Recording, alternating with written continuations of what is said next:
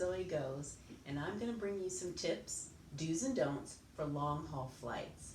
Let's start with planning. One of the first things I want you to know is that it's important to check seat availability before you hit the purchase button. You don't want to get stuck in a seat that you don't want for 6, 7, 8 hours, or as much as 15 hours if you're flying to Australia or someplace like that from the US. So definitely check that. The other thing I want you to do, number 2, is to check the number of connections. Sometimes there's this really amazing, seductive ticket price, but you could lose a day, day and a half just trying to get there because of the connections. Maybe it's priced really well, and if you have that kind of time, do it. But if not, you don't want to lose a day and a half of your vacation just trying to get there. So definitely check the number of connections, because sometimes the price may not be worth it. The third thing I want you to do is to consider bag weight. Like, don't weigh yourself down and don't take more than you need.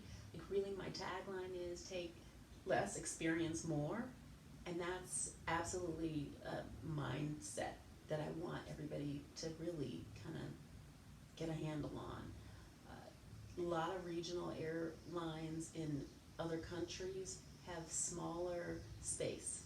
Like, the overhead compartment is really smaller. So even our traditional carry-on bags have to be checked sometimes.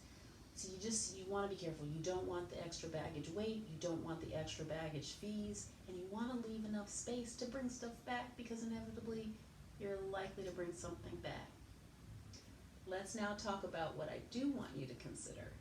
Consider premium economy. It's a fare class that's between business class and economy.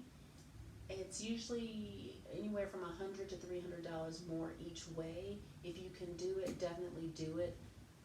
More width, more leg room, your meals are better, it comes on plates, you just get another level of service. It's totally worth it if you're going to be on a plane for 6, 7, 8+ hours. Definitely consider that. The other do I want you to consider is global entry. Global entry is a permission-based certification that lets you come in and out of the country in an express way. So when you get global entry, it's about $100. It's good for 5 years, and it lets you bypass traditional customs. You put your passport in a little machine, out comes a ticket, you keep going.